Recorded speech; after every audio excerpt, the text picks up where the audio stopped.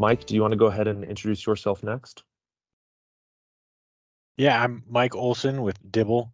We're a civil engineering consulting firm who do, I'm in the water wastewater division, so we do a lot of work with municipalities, and this was one of our design projects.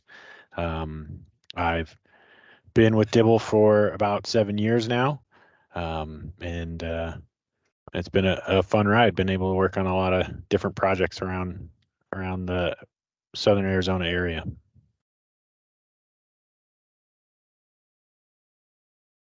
All right, and Adam, would you like to introduce yourself? Thanks, Brandon. So my name's Adam Bishop. I'm an assistant project manager with Hunter Contracting. We are a full service general contractor based in Arizona. We do about $200 million a year here in the state, with different business units focusing on parks, roads, transportation, underground infrastructure, and site development. I'm on our underground side here in Tucson.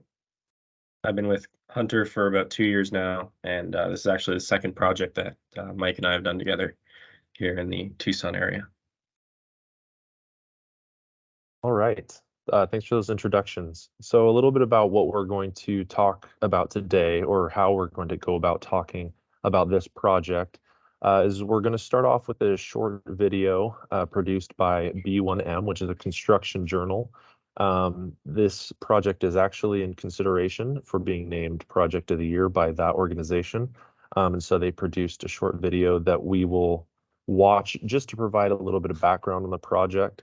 And then as we progress through this webinar, each of us will kind of take turns in a discussion type format, discussing our different roles, the progression of the project, and the development of the final solution.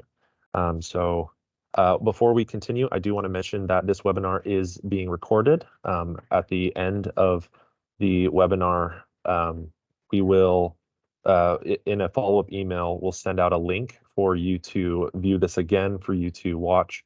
But just wanted to make you all aware that this is a recorded webinar. And with that, I think we'll watch the video produced by B1M.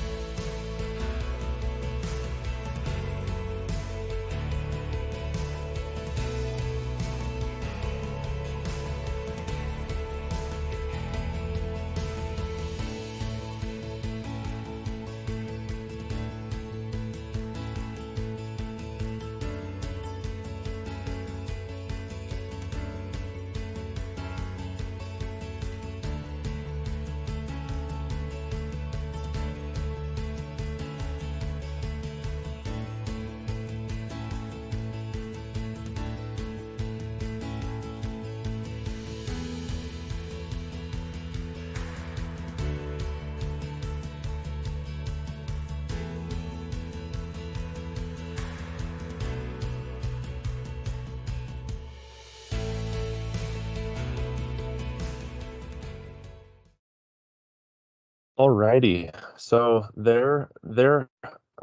hopefully you were able to follow along with that video, and that provided kind of a start to finish look at the project, what the problem was, the development of the solution, and now I'd like to kind of start with you, Mike, and wondering what was your role, what was Dibble's role in this project, and how did you get involved there?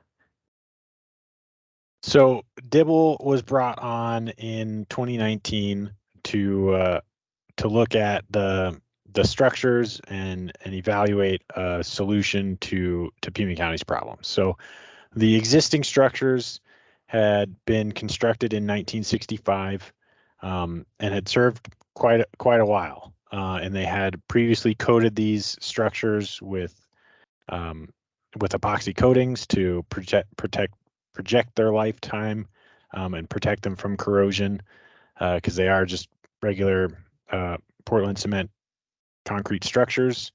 And so these had been in service for a while. When we got on the scene and looked in, we saw that at least the inlet structure was in pretty rough shape.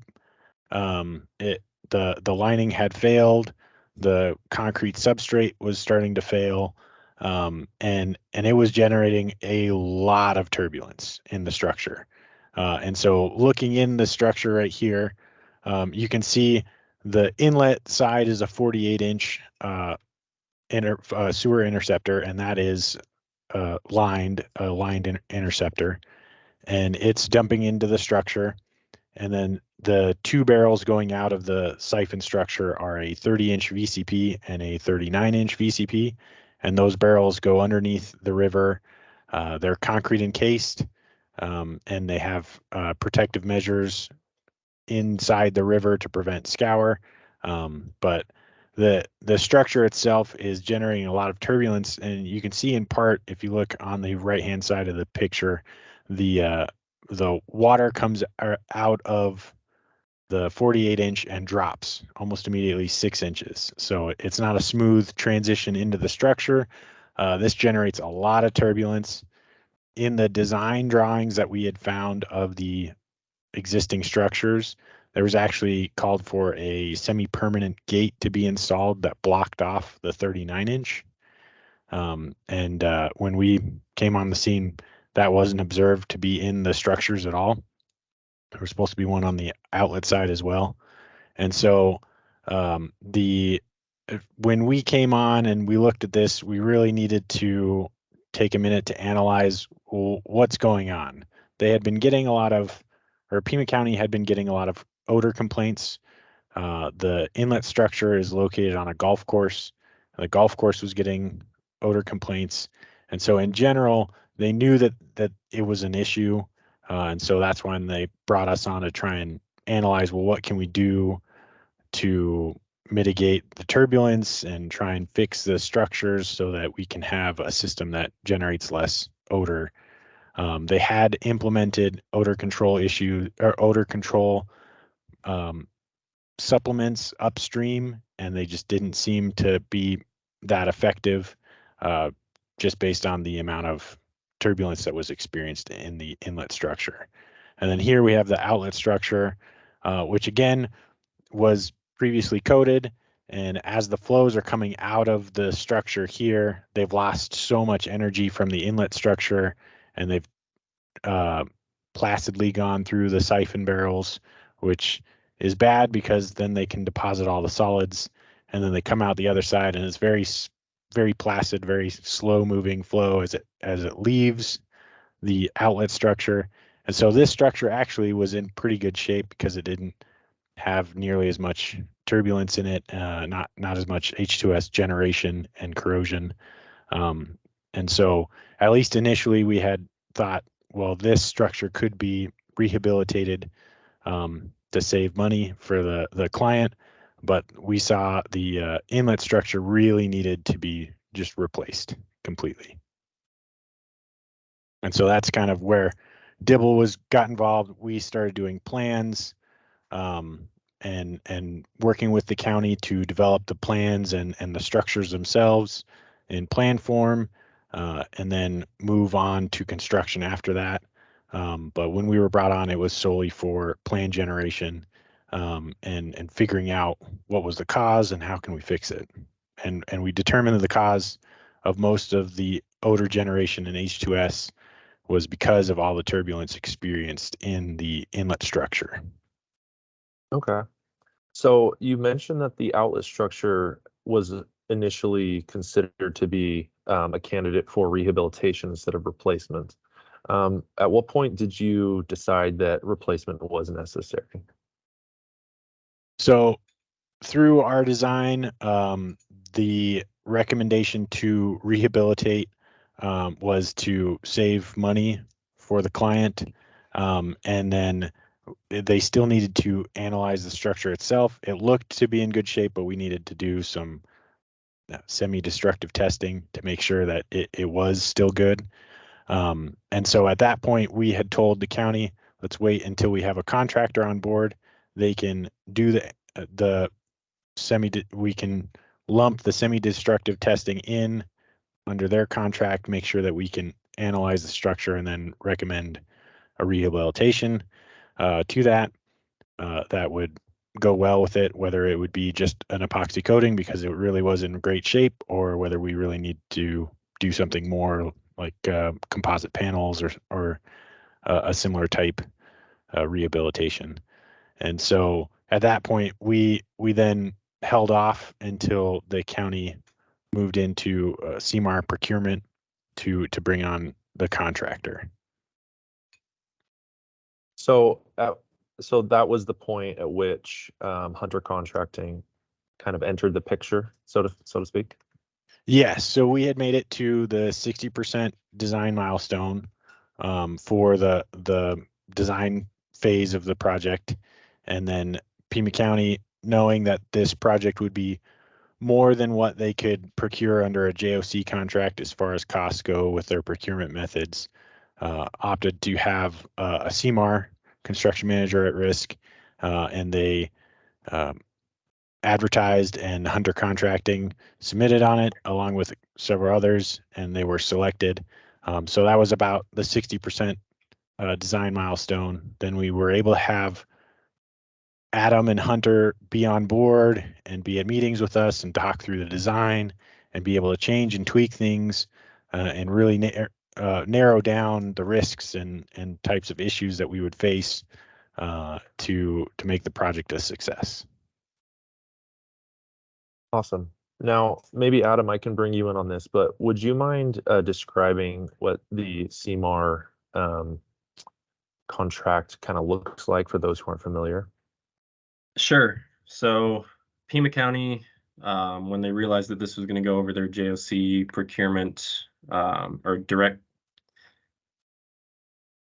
shorter bid list limit of $2 million, decided to go CMAR. They opened this up. They provided a request for qualifications and then conducted a review of our statement of qualifications and then an interview, which we completed and were selected after that. Now, this means that we enter into what is essentially a cost plus sort of contracting model for this project, where we provide multiple GMPs as the scope of the project is defined further in pre-construction to ideally reduce the total cost of the project and eventually return savings to the county at the end of the project. And so this means that we were brought in around the 60% milestone of the plan set, and we were able to work with Dibble to determine the most cost-effective way to complete this job in consultation with the design engineer Dibble and then the owner, which created a very collaborative environment and allowed us to do some stuff on this project that we probably wouldn't have been able to do in a hard bid environment. Okay. So I guess, were you then involved at the beginning, like from the beginning when Hunter Contracting decided to bid on this project? So I wasn't involved initially in the procurement. This was actually procured probably 3 or 4 years ago in a pre-COVID environment.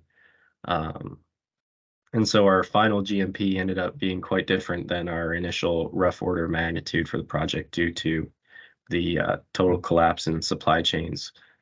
But I came in at essentially the beginning of the pre-construction process, which was put on hold for another Pima County project to be completed that we had been awarded at the time. And so we went ahead and looked at the project and identified some of the major challenges and issues that we saw and that Dibble had identified as well. The biggest of which being the fact that you can't ask a couple 100,000 people to not use their bathrooms or take showers or anything for a month.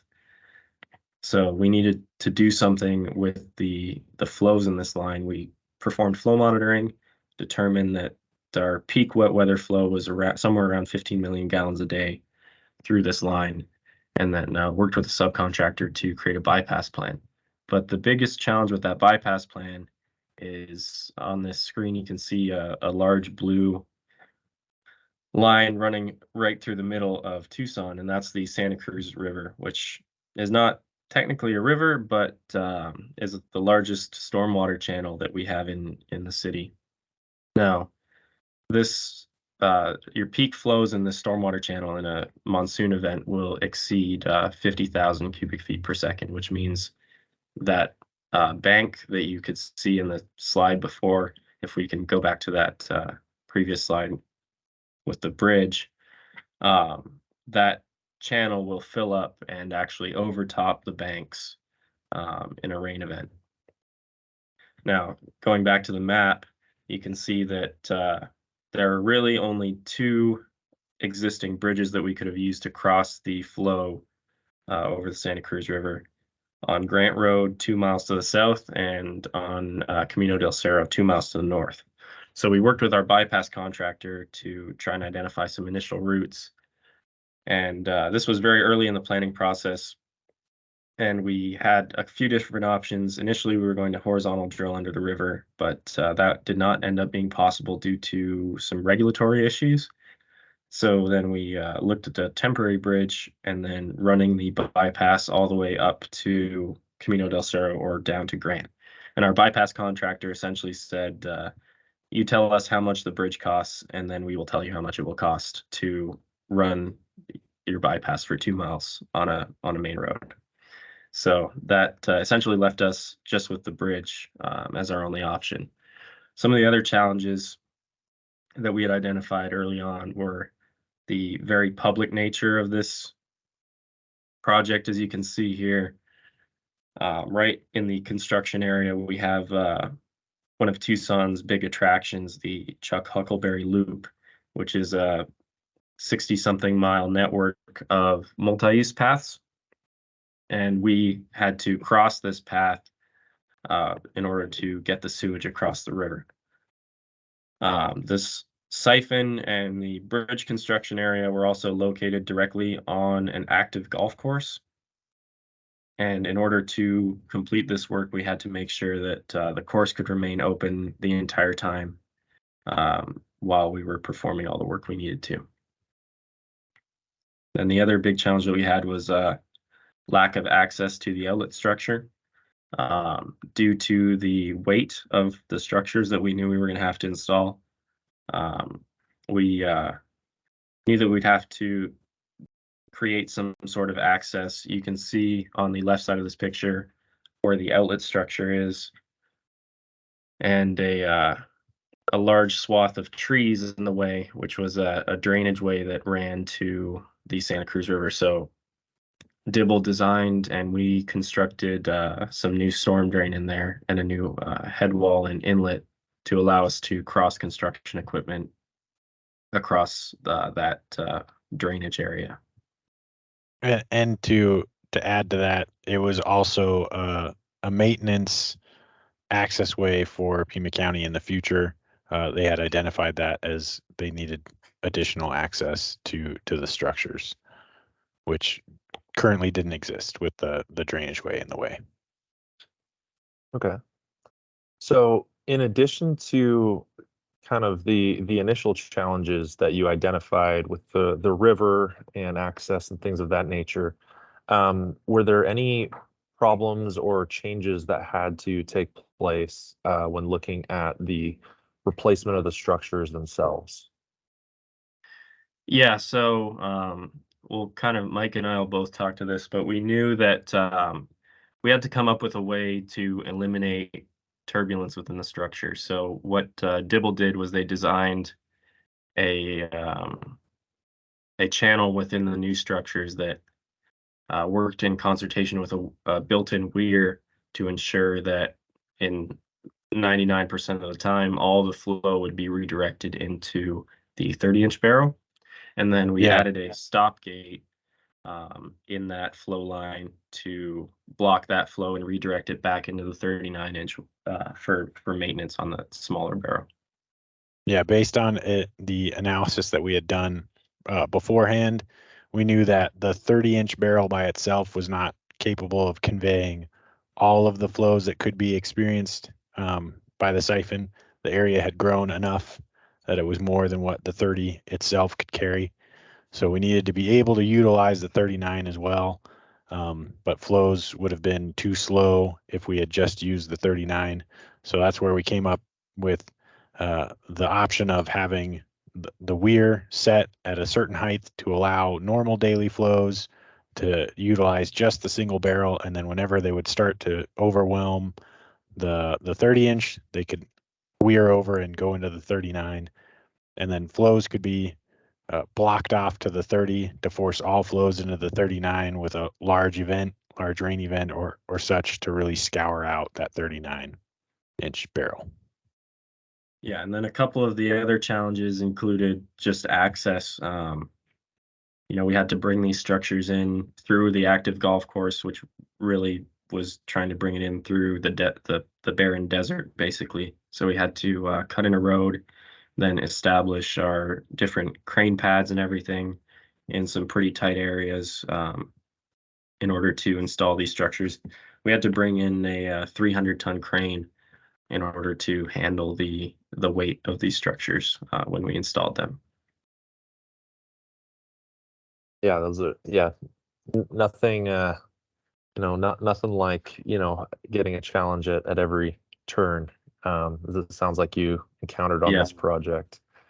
So in terms of the anti-corrosion options, initially you had to eliminate the turbulence. You're concerned about the weir gate and the design of the structures, but in course of the design, what else did you consider in terms of protecting those structures against further corrosion in the future?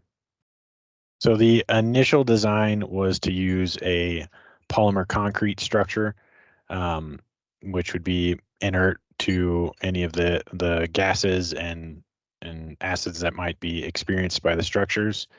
With the options open in the CMAR condition to be able to explore different options, which is where Adam came in.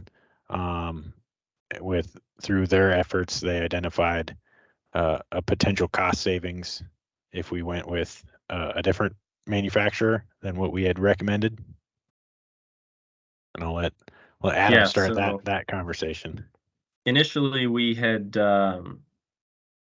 discussed a couple different polymer concrete manufacturers, including Armor Rock and Hard Rock, but both were expensive to the point that we could only replace the inlet structure, and then we would have to rehab the outlet structure with a fiberglass liner or something similar to keep the project within Pima County's budget. But when we talked to Predel, who was producing the structures in Canada at the time before Geneva acquired all their assets, they were able to provide us with two rectangular structures, brand new, for full replacement instead of being stuck with just replacing the inlet and then rehabbing the outlet due to budget constraints. So thanks to Geneva, Pima County was able to get a new inlet and a new outlet on this project for less than the cost of just replacing the inlet and rehabbing the outlet. And the Predel Geneva product in this situation works really well. And we were attracted to it and were able to get Pima County to buy off on it because of the manufacturing process that other fiberglass line structures will typically have seams in them. and Pima County was very attracted to the fact that this is a unilateral sprayed product that has no seams and therefore no way for gases to penetrate behind the liner. Okay. So yeah, you mentioned a little bit about the kind of submittal process or the review by the county. Mike, can you speak to what that process looked like, or you know, what was put into that consideration?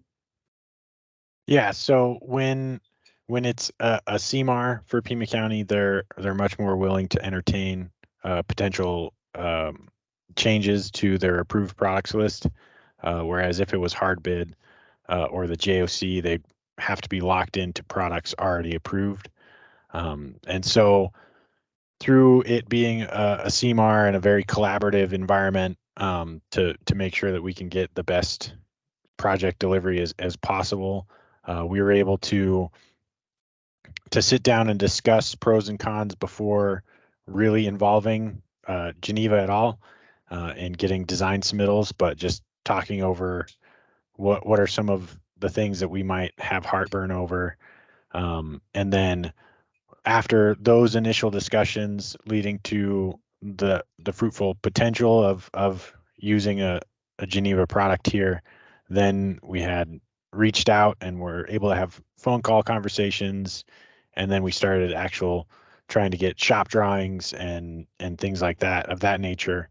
Dibble had already developed a three-dimensional model of the structure so that we could share it with manufacturers, because we knew from prior experience that many precast manufacturers might not do it exactly how we envision the structure performing. So that was done beforehand and was able to be used here to give to Geneva and be able to work through the specifics of how we wanted the structures laid out, based on our conversations with the client. And so after that, then we started the shop drawing review, where we got an actual submittal package of the shop drawings. We had some back and forth there, discussions on how all the different components would be made. And then we ultimately also had a tour of the facility to really put everyone at ease about how the structures are going to be made. Because the last thing that Pima County wanted was to spend the money to have this structure, put it in the ground, and then it in 20 years be useless again. Absolutely. Yeah. On a project at the scale, makes sense that they're looking for lifespan protection, and for a structure that is going to meet that lifespan, hopefully without any need for rehabilitation in the future. So now I want to talk a little bit about kind of the manufacturing side and our perspective, Geneva Pipe's perspective, coming into contact with this project. And as both Mike and Adam mentioned previously, this project had been coordinated with a company called Predel North America, which went out of business last year. So when Geneva acquired all of that company's assets, there was this opportunity right here for us to get involved with, but also while we have been in the fiberglass liner manufacturing game for much longer than that, this was something of a scale that we previously had not done before. And so it presented some unique manufacturing challenges. The some of the considerations that had to be addressed were simply the method by which we make these liners. So for most of Geneva's offering of corrosion-resistant products, we have molds or standard sizes and types and dimensions of things that we can manufacture at a more faster rate. But as you can see in these photos here, we do have a large CNC machine whereby we can make more custom structures. And of course, for this project, this was very much a custom structure. So much so, in fact, that the actual mold that we had to create the liner on had to be manufactured in multiple parts. We couldn't create one giant piece all at once. And so piece by piece, we had to create a large-scale foam negative of what these structures would look like, whereby we could then spray the different corrosion-resistant materials and add bonding bridges, as you can kind of see here. Now, some of the problems with that is that while we make typically our main bread and butter products are lined manholes, we have our manufacturing space set up to make structures of that scale. What had to happen for this project was we had to do a modification of our shop, which resulted in essentially one large spray booth taking up the majority of one of our buildings, where we could fit all these different foam pieces together and then spray it as one cohesive liner. As you can see in that photo there, there's a number of ridges. Those are what we call our bonding bridges, which when you pour the concrete over those, they are able to flow in and around and through all those gaps and spaces. And in addition, you can see that there's kind of a rougher surface there. We add aggregate as well to that spray material while it's still wet. So it really allows plenty of opportunity for that liner to grip onto that concrete as it cures. And so some of the other manufacturing challenges where you can just kind of see there between those two connections, where the two barrels would connect, there's this narrow channel that exists that presented a pretty unique challenge to be able to spray that material down in there uniformly and to the desired thickness. So there were some kind of unique challenges that we were actually welcomed on this project because it provided an excellent learning opportunity for us. And while the liner itself was something to consider, the scale of it, both for the inlet and outlet structures, casting it into the concrete was also pretty challenging for us. We initially, and Adam and Mike, feel free to speak to this, but initially the outlet structure was designed to be a little bit different, is my understanding. But because of the scale of these structures, that would have required us to manufacture two different forms for us to cast in these liners. And simply from the manufacturing side of things, it made sense for us to create two essentially identical structures, just so that way we could produce them in a timely manner and be able to provide this at the timeline that Hunter required. Now, do either of you have anything to comment on that, or am I correct in that? Yeah, so initially, or at some point in the design review process, Pima County had requested to have stop gates within the outlet structure, which meant that the weir wall in between the barrels needed to be thicker, which then meant that the structure needed to be larger, and you guys would need to create multiple forms, and due to the increased weight, assemble the structure outside of your facility. And so we were able to work with everybody to bring back the scope within, a way that Pima County was happy with, and also ensure that you guys were able to manufacture it efficiently, which provided some cost savings to the owner.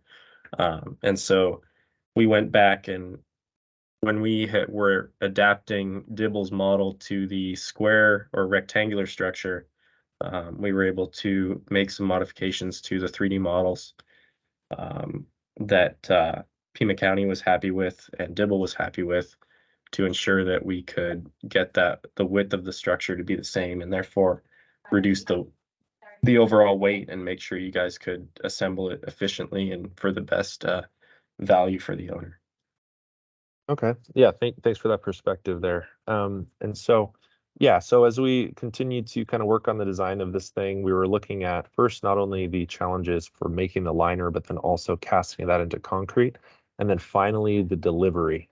So these structures Once they were all cast in, they were 71,000 pounds each, and that's not including the lid. The lids themselves were an additional 15,000 pounds. So there were some real challenges, not only with, you know, the manufacturing, but also transportation. And on our side, in the actual once we had cast these in, as you kind of saw in one of those previous photos, it was actually cast upside down because that allows the concrete to just essentially flow over the liner. And then, well, once it's cured, it needs to be flipped over. Because of the scale and weight of these boxes, these structures, we actually had to rent a crane just for us to flip it over. As you can see in that photo there, it's loaded upside down on a truck. Um, all we had in our shop was the ability to simply lift those structures upside down, set them on that trailer that we had backed into our manufacturing area, and then we had to pull it into the parking lot for that to be flipped over, which was a rather unique challenge. But we were able to do that for both structures, get them loaded up and shipped on their way. And during that manufacturing process, I believe Mike and Adam, both of you actually had a chance to visit the ORM facility. Can you talk a little bit about what stage things were at when you visited and what stood out to you there? Yeah, so I visited the facility twice. The first time I went with Mike, and then the second time with one of my superiors. And we visited the first time, it was at the negative form stage because we wanted to make sure that the designs that we had provided to you guys were being accurately reflected within the forms. And we were, I mean, I can speak for myself. But I was very impressed with the facility. It was very high tech. Um, I was, you know, very impressed to see the robot milling machine that was cutting out the styrofoam forms, and the CNC situation you guys had going on.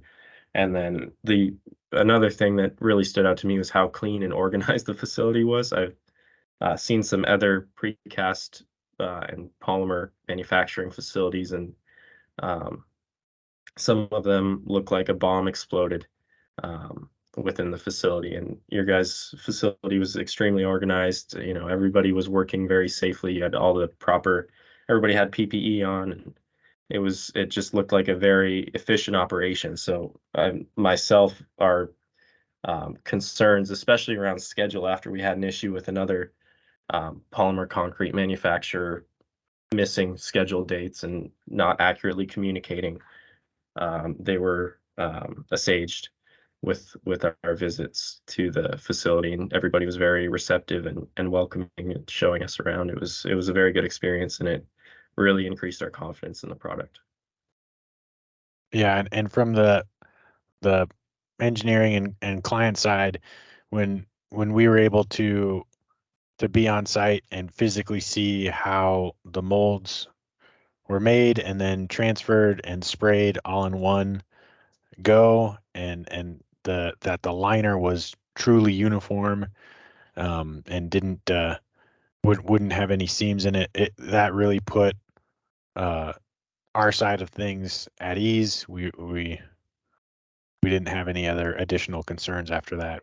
That was really what we were worried about, because the county had previous interactions with other manufacturers where the liner systems did not live up to what they had been sold. And so the tour of the facility was absolutely vital to be able to put the client at ease on this project. Yeah, and then I'll also add, you know, as in a construction manager at risk project, we are, you know, at risk for the product to the owner. And so the last thing that we'd want to do is sell the owner a product that, you know, we know won't meet their standards or stand up to the test of time in this environment. And so, um, yeah, after those visits, our confidence in the production process and the team and the facility was definitely increased. Good. I'm glad to hear that. And yeah, I think I'm glad that you both were able to make it out and kind of see how things were progressing, and just kind of see the behind the scenes that many times contractors and engineers don't actually get to see. So we're glad you were able to do that. So once we were able to finish the manufacturing process, get that loaded up and shipped down to the job site, what what was kind of the next steps? How did that progress? And can you tell us a little bit about that, Adam? Yeah, so when the structure showed up, we did an initial inspection to make sure that everything looked good and they were ready to go in. And they showed up in perfect condition, very smooth on the inside, and they completely met our expectations there. We got our Hobos stub outs installed into the boot connections on the product. Sorry. Um, and then use the crane to lift the structures off the trailer into the prepared area that we had. These structures, one of the kind of odd things about these structures is how shallow they are. So they essentially, when they built the siphon, just laid the pipe on the ground and then built up a berm around it. So luckily, we didn't have to do much actual deep excavation or trench protection or anything. We were able to slope the trench out or the excavation out and work within that area. Um, and so the installation went pretty smooth. We opted for boot connectors on this project to allow for any potential differential settlement, um, because those pieces of Hobos pipe end up being encased in a concrete collar and then receiving a FRP wrap on the inside where they meet the existing RCP on the right and then the existing siphon on the left. So it was important that given the weight of the structures, there was some flexibility there where the structure could potentially settle a little bit if it needed to and would not snap the pipes on either side. And so that was the plan. Did it progress like that? Did installation go according to plan? Yeah, so there were a couple of interesting challenges that we encountered during installation. Um, we had some leaking issues with the boots, but we were able to get those resolved pretty quickly. And then there was another kind of strange problem that nobody had ever seen before.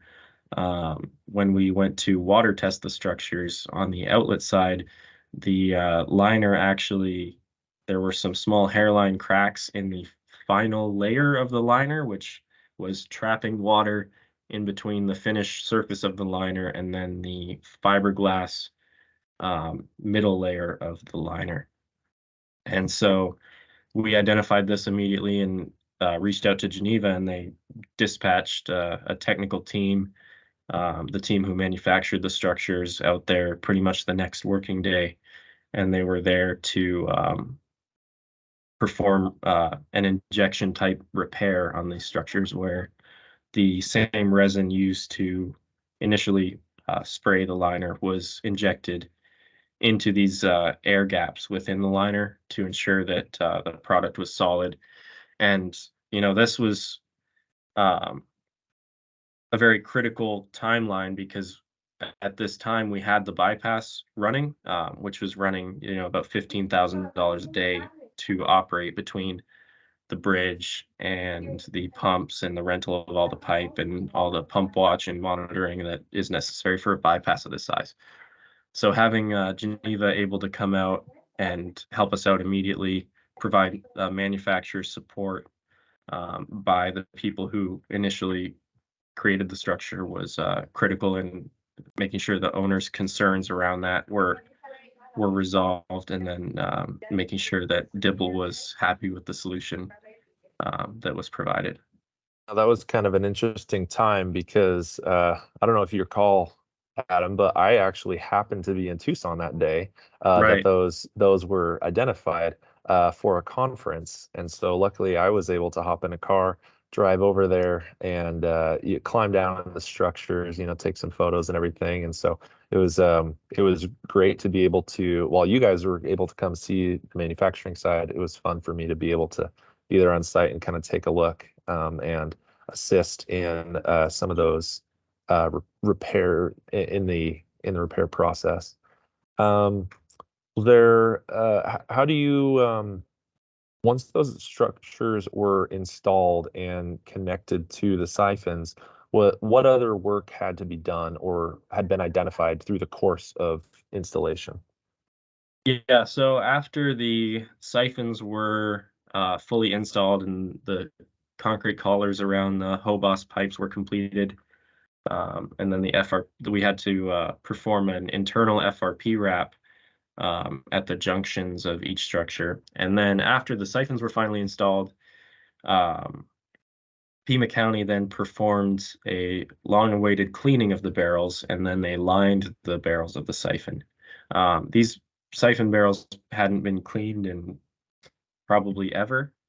And so combined with the lack of maintenance and then the slow flow velocity through the siphon that Mike had been talking about earlier, both siphon barrels were completely full of compacted grit and solids and mattresses and cinder blocks and stuff that you would have no idea how it ended up in a sewer pipe, but it was in there. So one of the biggest challenges on this project was actually coordinating around the other contractor that came in to clean these barrels. And they actually had to do a man entry all the way through the siphon, all 600 feet of each barrel, with shovels and essentially a mine cart that they would load up with debris, roll it back out, take it out, suck it out, and dump it somewhere, and then go back down, fill it up again. It was extremely labor intensive, and it really just made the project that much more critical because, with that level of compacted grit in the pipes, who knows how close Pima County was to a potential disaster that we were able to resolve for them.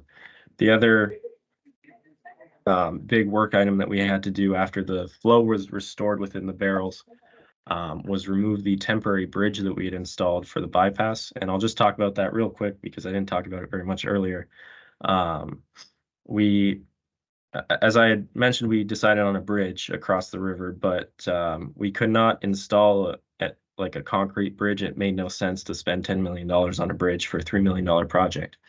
So we were able to provide this solution to Pima County, which was a massive temporary bridge provided to us by a company out of New Jersey who actually rents these bridges to contractors and municipalities.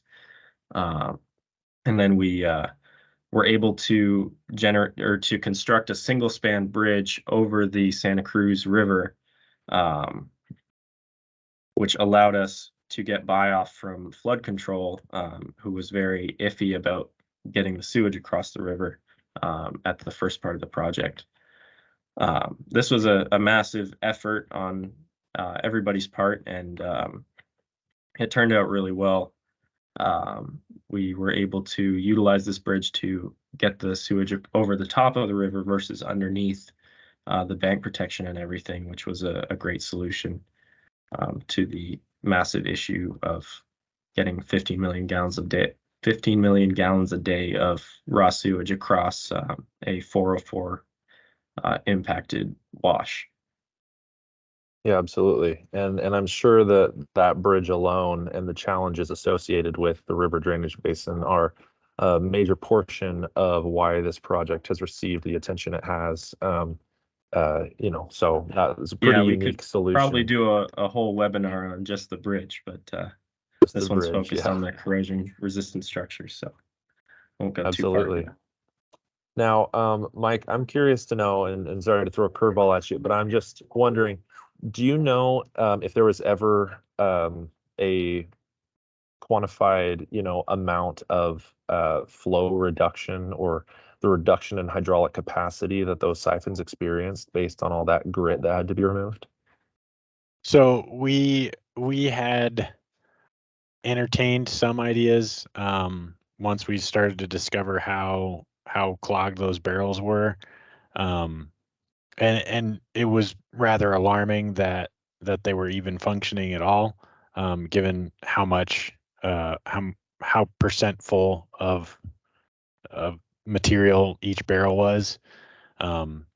But it was lucky that it was not operating at more flow than it was, Oh, because interesting. there surely would have been an issue if it had been. Okay. Well, I want to leave a few minutes for questions for our listeners and our attendees to pose some questions to all of us. But as this project wrapped up, were there any final thoughts or any lessons learned that either of you wanted to share regarding this project? Yeah, I mean, from the engineering and ownership perspective of this, this project was a huge success. They were able to come in under their budget amount. They were able to get the issue taken care of, and now when you go to the golf course, you can't smell the sewage. The odor problem has been mitigated, and it's performing admirably, and it is a resistant structure that's going to last the beyond my career and beyond the owners, the current owners' careers, and it's something that they have a lot of confidence in lasting for the long haul. Awesome, thank you. Yeah, I'll just second that. I mean, it's rare to hear about a construction project completed under budget and on schedule, and it definitely wouldn't have been possible to do it without the partnership from Geneva and getting us these structures on time, meeting schedule, and then being able to provide this solution when compared with some of the other options for a much more economical price. And now that the structures have been in service for a few months now, we met back up with the owner, and they're extremely happy with the product that's been provided and installed. Awesome. Okay. Well, with that, I think with just our last few minutes, I wanted to open it up to the group for questions. So if you have questions, please go ahead and post those in the chat. Looks like there was one question posed kind of earlier on, but Mike, can you answer the question? Is the Tucson sewer system combined? The combined So sewer it system? is not a combined storm sewer system, and Pima County owns the sewers throughout the city of Tucson, and they are dedicated for sewage, sanitary sewage. The storm drains typically go to navigate themselves to the washes, and then the washes combine everything into the river areas. And so that's how their system is separated. So it is not a combined system. So the sizing of the sewage, the interceptors and everything is just for the raw sanitary sewage. Gotcha. Okay. The next question we have was, how expensive was it to restore the sites, the surface, improvements or restoration, especially Yeah, the golf course? so the total dollar amount that Pima County spent on this project was $3.3 million. Of that, about 800,000 went to operating the bypass.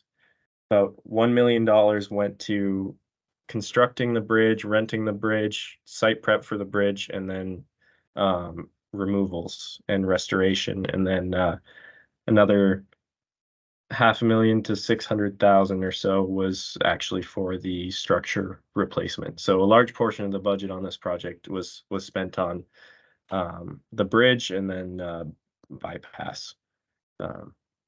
So hopefully that answers the question. I think restoration was probably around 150 grand to put the golf course back together and everything. Yeah, yeah. And while it was just a fraction of it, that's a lot of money, surface restoration.